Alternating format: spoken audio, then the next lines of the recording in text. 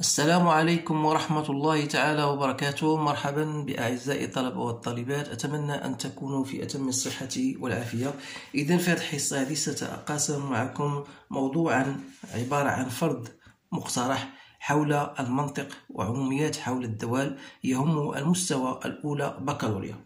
إذن على بركة الله. إذن الموضوع هو الآن هو محطوط أمامكم، يمكن لكم ستوبيو لا فيديو باش تقرا الأسئلة بتمعن ثم تجيب عن الأسئلة المطروحة.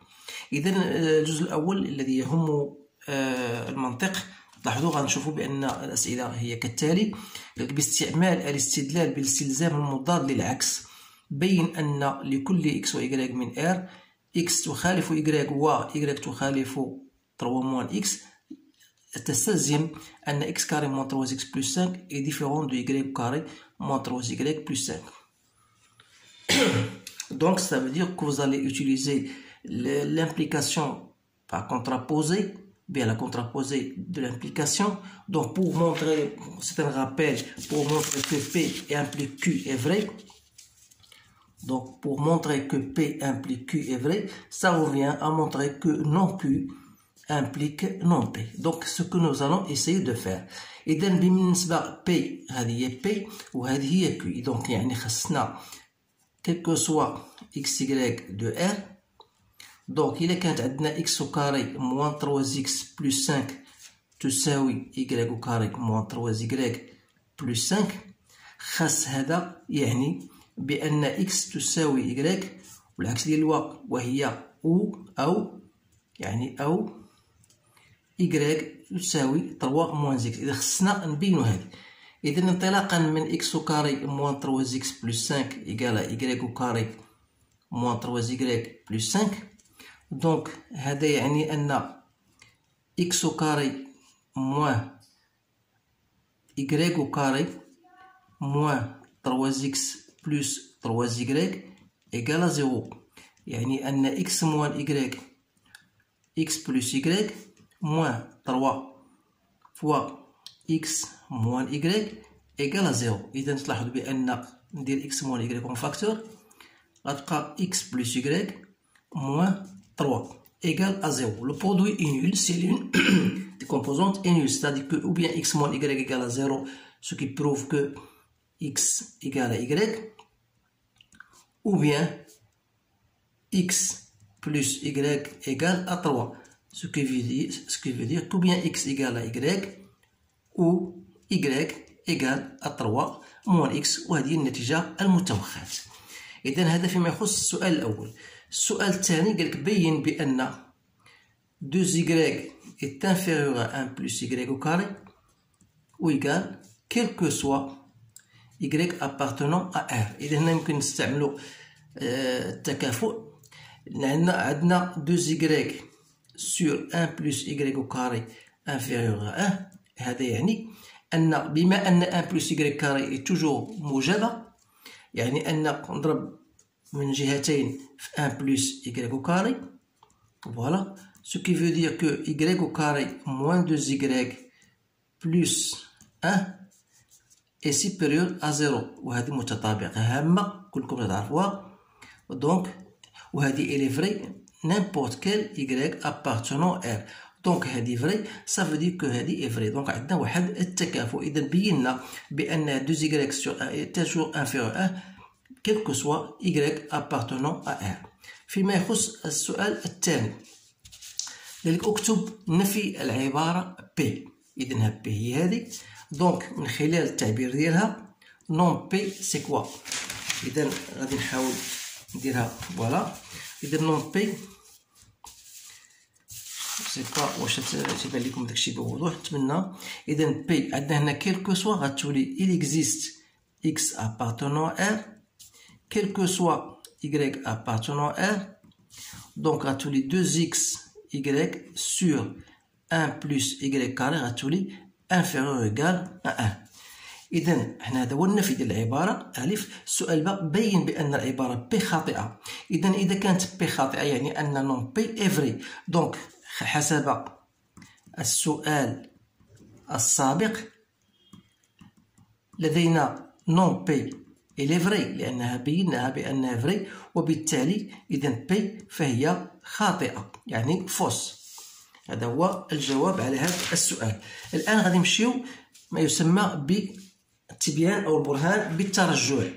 إذا البرهان بالترجع أول حاجة خاصنا هناك مرحلتين خاصكم تكونوا عارفينهم. إذا بغينا نبينو بأن 1 أو كاري بلس 2 أو كاري بلس 1 أو كاري إيكال 1 fois 1 plus 1 2n plus 1 sur 6.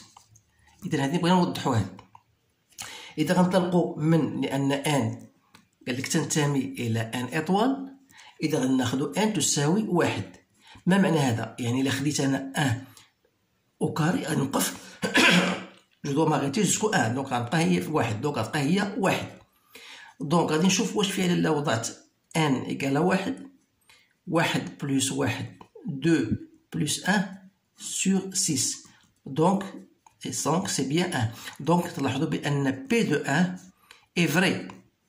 إذا لنفترض اش غنقول هنا، نفترض أنها صحيحة. Donc, je suppose أنها صحيحة qu'il est vrai بالنسبة ل n égale 1. إذا لنبين أنها صحيحة بالنسبة ل 1 plus 1. ما معنى هذا؟ C'est-à-dire on veut montrer que P de 1 plus 1 est vrai. Pour cela, il suffit de montrer que 1 au carré plus 2 au carré, il ne faut pas s'arrêter à n au carré, mais plutôt à n plus 1 au carré. Il faut montrer, vous allez remplacer n par n plus 1, c'est-à-dire n plus 1. L'autre, ça devient 1 plus 1 plus 1, ça fait 2. L'autre, ça fait 2n plus 2 plus 1, ça fait 3 sur 6. Donc, il faut montrer cela. Or, d'après ce que nous avons supposé, on a bien supposé que ça égale, jusqu'au n au carré égale à ça. Donc, c'est-à-dire, on va écrire donc 1 au carré plus 2 au carré plus n au carré plus n plus 1 au carré. Ça, c'est déjà montré à la حساب الافتراض. Donc, il y a n plus 1, 2n plus 1 sur 6. Donc, عندنا plus 1 plus 1 au carré. إذا غنوحدو المقامات غتولي عندنا 2n plus 1 plus 6 fois 1 plus 1 au carré, le tout sur 6. إذا نعوضو غنديرو n plus 1 en facteur. Voilà. Facteur de quoi? De غتبقى عندنا هي 2 حنا ان n fois 2n هي 2n au carré plus 1 plus 6 غنضربو في 1 plus 1 donc ça veut dire 6n plus 6. je la fais directement. نتا عندكم الوقت باش ديروها تطوب لا فيديو وتخرجها بطريقتك. donc هي 1 plus 1 sur 2n au carré plus 7n plus 6 sur 6. إذا بقات لنا الاشكال فين كاين؟ خاصنا حنا نديروها هي ان بلس 1 سور خاصنا هادي. دونك نلاحظ بان ان بلس 2 فوا 2 ان بلس 3 ني اوتر كو 2 ان او كاري بلس 3 ان بلس 4 ان بلس 6 اللي هي 2 ان او كاري بلس 7 ان بلس 6. دونك هي هادي دو. دونك هادي غتكون هي بيان سور هي ان بلس 1 فوا ان بلس 2 فوا 2 ان بلس 3 le tout sur 6. وهذه هي Pn du plus 1 qu'on veut montrer.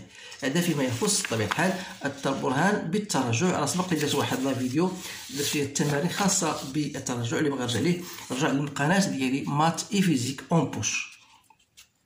إذا غندابا الآن قالك أحسب هذا المجموع، هذا المجموع اللي هو 1 au carré plus 2 au carré jusqu'à 10 au carré. إذا هنا لا بمقارنة مع المعطى ديال هذا المجموع، اذا تلاحظوا انه وقفنا في 10 ان او كاري. دونك ان وصلنا 10، دونك غنعوض هنا ان ب 10. دونك غتعطيني ماذا؟ 10 بلس 1. donc le fois d'ici 20 ça fait 21 sur 6. donc il suffit maintenant de faire votre calcul. donc je trouve 385. سي بيان. دونك الان نمشيو دابا للجزء الثاني ديال التمرين اللي هو مهم جدا. اذا فوالا اذا التمرين ديال شنو عندنا؟ فوالا هنا عندنا واحد الداله، نعتبر الدالتين اف و جي. غادي نعاود نكتب هاد الامور هادي باش تبقى قدامي. دونك اف دو اكس ايكال جي دو اكس بلس 1، وعندنا جي دو اكس ايكال موان اكس او كاري بلس 2 اكس بلس 7 سور 2.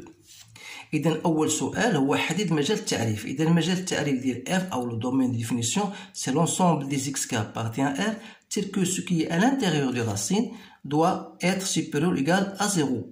C'est-à-dire x est supérieur ou égal à moins 1, d'où le domaine de définition moins 1 plus l'infini. إذا ثم ضع جدول التغيرات ديال F. إذا هذه الأمور فهي من الأمور البديهية اللي عندكم في الدرس، تسمى الدوال اللي هي خاصكم تكونوا عارفين دو تيب راسين دو اكس بلس ا. دونك جدول التغيرات اذا عندنا موان زان بلس لانفيني فهي داله بطبيعه الحال تزايديه، تنطلق اف دو موان زان سي زيرو فيغ بلس لانفيني. اذا فوالا انشئ في المعلم او يجي المنحنى ديال سي دو اف. اذا غادي نحاول نديرها بسرعه، غنديرها هنايا باش تجي كبيره شويه. فوالا دونك غناخدو هذا واحد جوج ثلاثة، دونك موان زان موان دو موان تروا. دونك ايسي دو لا ميم مانيير دونك جو برون نفس السلم يعني فوالا غير بوغ كو لا كور سوا بيان tracé. Donc voilà x voilà y. Donc بالنسبه لنا راسين دو اكس موان زان تعرف بان لا فونكسيون اس موان زان الصوره ديالها شنو هي صفر. اذا فوالا كاين واحد لاسامبلوط فيرتيكال، الصوره ديال الصفر هي واحد. دونك لاكور غدوز من هنا. الا خدينا اف دو 3 واحد جوج ثلاثة، racine de 3 plus 1 هي 4, donc racine de 4 هي 2. donc نلاحظ بأن elle va passer par là. Et pour vous donner même l'allure de la courbe, donc la courbe va passer de cette manière là, elle sera tracée de cette manière là. Donc il aura bien sûr cette allure plus ou moins. Donc je vous conseille de bien, vous avez de crayon, vous avez tout ce que vous avez. Donc voilà, C de F. Maintenant je voudrais tracer la courbe, l'autre courbe, mais après avoir dressé son tableau de variation. Donc qu'est-ce qu'on vous dit? Voilà un شيء. donc حدد مبيانيا الصورة ديال اف ديال موان زان زيرو. إذا من خلال البيان أو من خلال المنحنى تلاحظوا بأن اف دو موان زان زيرو بويسك لا كور فهي تزايدية. اف ديال موان زان هي صفر و اف ديال زيرو هي 1. فوالا نجيو هنا اف ديال زيرو بلس لانفيني. f ديال 0 si vous remplacez x par 0 racine de 1 c'est 1 و l'image ديال بلس لانفيني c'est بلس لانفيني لأن الدالة تزايدية. إذا تحقق بأن f de 3 اللي هي جذر 4 دونك هي 2. إذا إلا عوضنا بالنسبة لجي دو x غادي نلقاوها بحال دونك سي با لا بين دو بيردر اسي دو طون دون سو كا. دونك غنمشيو دابا لجدول التغيرات ديال الجي. إذا هنا جدول التغيرات ديال جي فوالا فوزافي جي دو اكس نقدر نكتب على هذا الشكل باش تتضح لكم الامور اكثر. دونك موان 1 دومي اكس كاري بلس اكس بلس 7 دومي دونك دو تيب ا اكس او كاري بلس بي اكس بلس سي افيك ا سي موان 1 دومي بي سي 1 سي سي 7 دومي.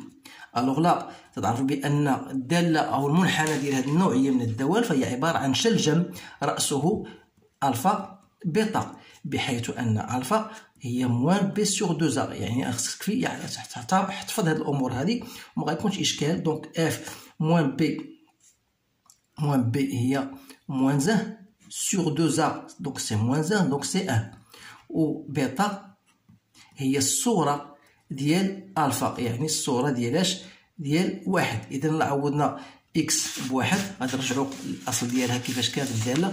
عطينا هي موان 1 بلس 2 بلس 7 سور 2 دونك سي 9 موان 1 ça fait 8 ديفيزي بار 2 هي 4 سي بيان سا.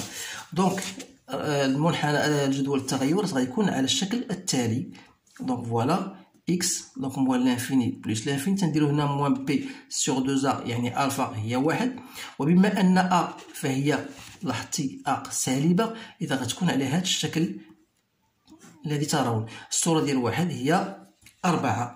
اذا هذه هي ماذا؟ هي f دو x بلوتو g دو x، جي دو x. بالنسبه عفوا هنا لان بغيت تكون عباره عن دوك هنا عفوا انا غلطت هنايا. دوك لان ا كيفاش داير هي سالبه، اذا الا كانت ا سالبه غتكون على هذا الشكل هذا، ماشي الشكل دونك غتكون على هذا الشكل عفوا هنا. دونك هنا فوالا هنا غندير الصوره ديال 1 هي 4 غتكون على هذا الشكل اللي درت لكم دابا الان بالاحمر. اعتذر عن هذا الخطا. اذا بالنسبه فوالا درنا ضع جدول التغير. دابا انشئ في نفس المنحى في نفس المعلم المنحنى ديال هذا.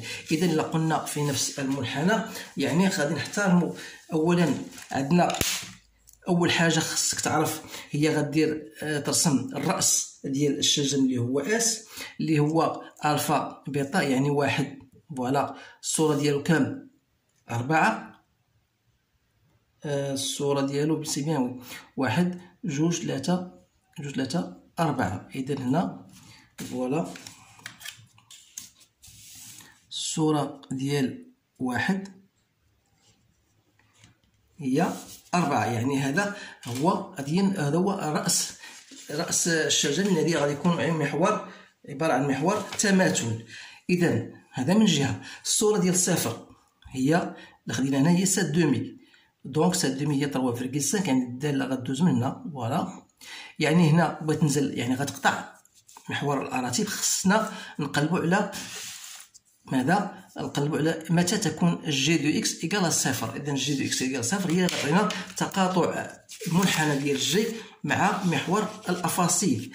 يعني جي دو اكس ايكال 0 غتخدم بطبيعه الحال بالدلتا اللي هي 4 موان 4 موان 7 دونك صافي 32.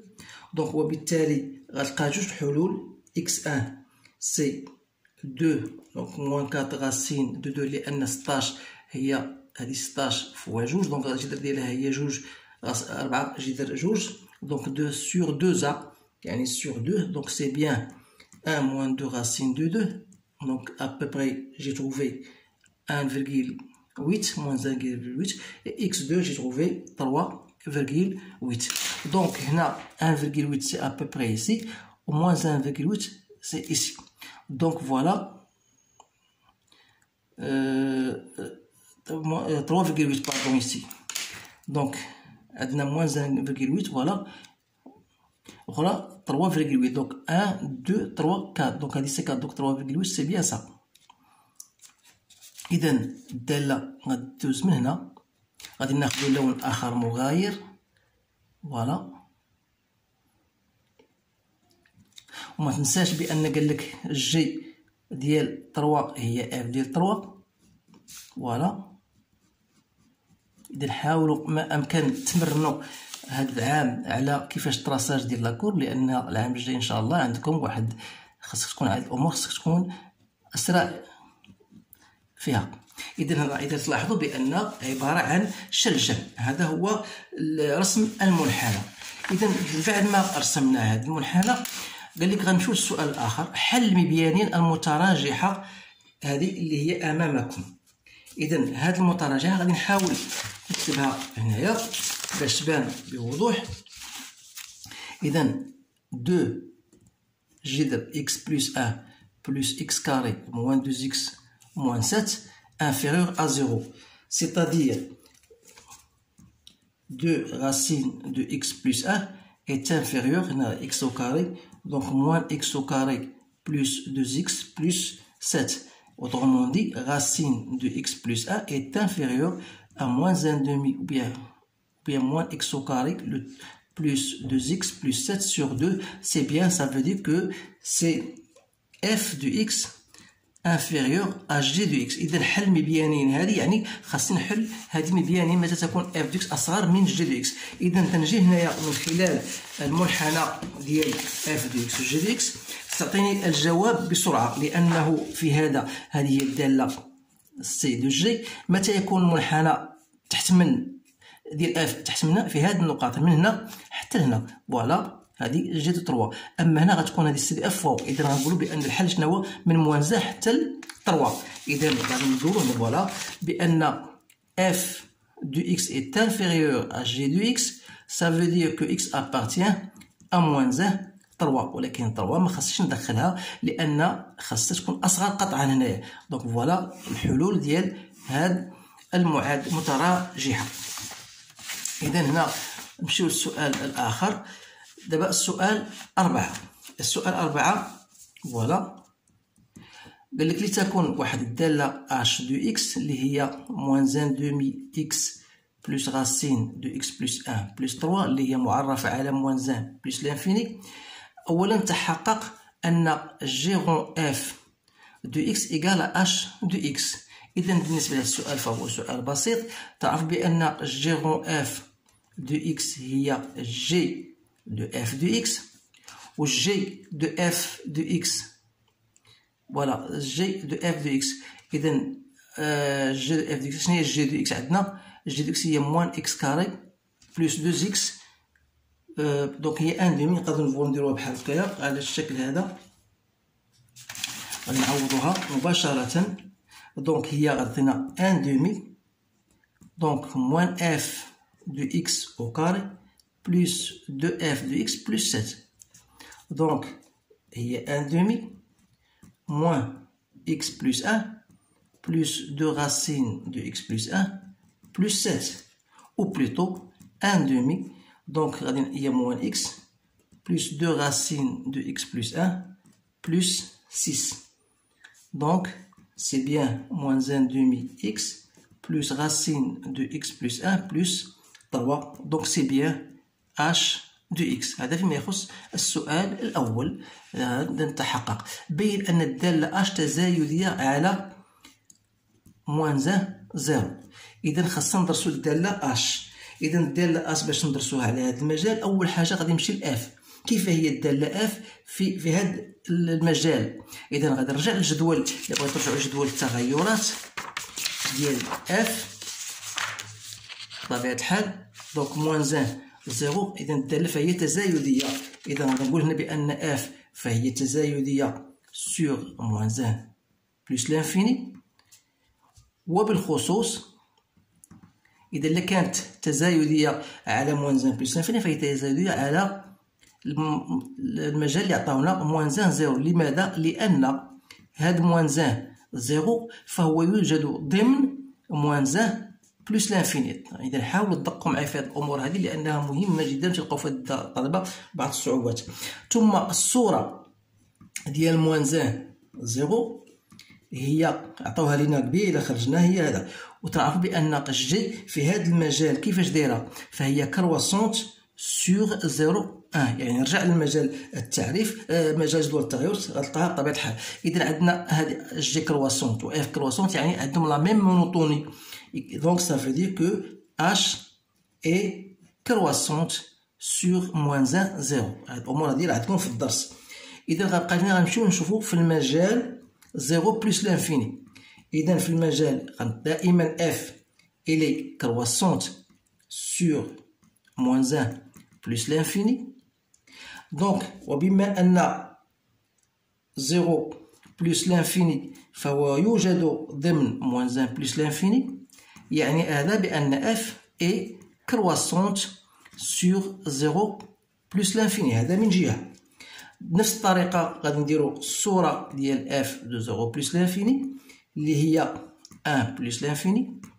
وبالتالي et comme بما أن g il est décroissante sur 1 plus l'infini يعني أن إذا h إذا هنا دي كرواسونت دونك المونوتوني ديفيرونت دونك ما عندوش دونك اف هنا كرواسونت وهذه ديكرواسونت. دونك هنا غنقول بان اش اي ديكرواسونت سور 0 بلس لانفيني لان اون مونوتوني ديفيرونت. اذا فوالا بينا بانها تناقصيه على المجال 0 بلس لانفيني. اذا بالنسبه للسؤال جيم قال لك بين بان هاد موان ان دومي اكس بلس راسين دو اكس بلس ا ايت انفيريور ايكال ا. اذا دائما رجعنا مزيان رجعنا الدالة جي تلاحظوا بأن هذه فهي قيمة قصوية بأن جي دو إكس est inférieur à اف دو 1 c'est-à-dire inférieur à 4. دونك غادي نحاول نديرو هنا من خلال المنحنى غنقولوا بأن اف جي دو إكس عفوا سي بيان سي لا فونكسيون اش دو إكس. دونك اش دو إكس donc c'est f de x. f de x il est inférieur à 4 ولكن هما خاصنا نبينو قالك بأن هذه inférieur à 1. إذا أشنا هي الطريقة اللي غادي نستعملو؟ إذا عندنا h de x لأن قلنا فهي تناقصية في 0 بلس لانفيني متزايد على موان 0. إذا تلاحظ بأن h de 0 égale à bien 4. Donc quel que soit x appartenant à moins 1 plus l'infini فإن h de x est inférieur ou égal à 4. بمعنى أن moins 1 demi x plus racine de x plus 1 plus 3 est inférieur à 4. مما يعني أن moins 1 demi x plus racine de x plus 1 est inférieur à 1. Donc c'est bien ça. Voilà. إذا الآن غنمرو غرون 2. غرون 2 فوالا قالك لتكون f de x égale à x au carré moins 4x plus 6 sur x au carré moins 4x plus 8. إذا نبين أن أولا x carré moins 4x plus 8 est strictement supérieur à 0. إذا باش نبينو هذه يعني غنخدمو بالدلتا اللي هي بي او كاري موان 4 فوا ا فوا سي اللي هي 32 دونك هي موان 16. دونك الدلتا سالبة يعني أن هذه المعادلة من الدرجة أو المعادلة من الدرجة الثانية تأخذ إشارة ا. وبما أن ا موجبة يعني أن إكس كاري دونك عندنا الدلتا نيجاتيف يعني أن إكس كاري موان 4 إكس بلس 8 تأخذ إشارة ا يعني أنها موجبة قطعا. السؤال الثاني بين أن الدالة مصغورة ب ان دومي معنى مصغورة يعني أن أكبر من ان دومي. إذا خصنا نبينو بأن اف دو اكس موان ان دومي خصنا نلقاوها بوزيتيف يعني غنديرو عملية بعدا هي اكس او كاري موان 4 اكس بلس 6 سور اكس او كاري موان 4 اكس بلس 8 موان ان دومي c'est-à-dire 2 اكس او كاري موان 8 اكس بلس 12 موان x au carré plus 4x moins 8. Le tout sur 2 fois x au carré moins 4x plus 8. إذا بدأت قمت بعملية وحدت المقامات يعطينا x au carré moins 8x دونك عندي هنا moins 8x c'est bien ça وعندي هنا plus 4x. دونك هاي هنا plus 4x donc ça fait moins 4 x. Donc on a 12 moins 8 c'est plus 4 sur 2 fois x au carré moins 4x plus 8. إذا تعتبر هذه متطابقة هامة. Donc voilà 2x au carré moins 4x plus 8. إذا تلاحظوا بأنها supérieur égal à 0 مما يعني أن f de x أكبر من ان دومي يعني أن الدالة مصغورة بالعدد ماذا؟ بالعدد ان دومي. إذا السؤال الذي يليه هل العدد اف ان دومي هو قيمة دنوية؟ إذا ماذا يعني هذا؟ يعني في الوقت لقيت بأن اف دو اكس قيمة أكبر من ان دومي est-ce qu'il existe un x tel que appartenant au domaine de définition de f bien sûr tel que f de x égale à 1 demi. Donc on remarque bien sûr que f de 0, vous pouvez même résoudre cette inéquation, f de x égale à 1 demi, vous allez trouver x, ou bien tout simplement vous remarquez que f de 0 égale à 6 sur 8. Donc, si je divise par 2, donc c'est 3 quarts. Donc, est-ce que je trouve, est-ce qu'il y a un x? Normalement, je dois me poser la question, est-ce qu'il existe un x tel que f de x égale à 1 demi? Donc, dire que f de x égale à 1 demi, ça revient à écrire, j'ai trouvé en fin de compte x moins 2 au carré sur 2 fois x au carré moins 4x plus 8 égale à 0. Ça veut dire que x égale à 2. Donc, إذا هذه ما عندنا ما نديرو بها c'est pas la peine. Donc تلاحظوا بأن il existe bien un x qui égale à 2 où 2 appartient au domaine de f tel que f de 2 égale à 1 demi. يعني أن 1 demi إذن فهي قيمة دنوية للدالة f على r.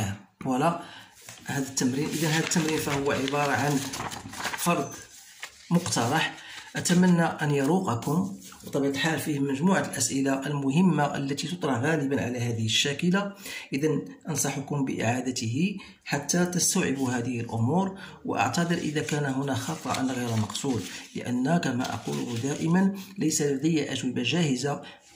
إذن لهذا فإني كذلك أقوم بهذه الإجابة تلقائية. إذن أتمنى لكم التوفيق وأشكركم على انتباهكم، والسلام عليكم ورحمة الله تعالى وبركاته.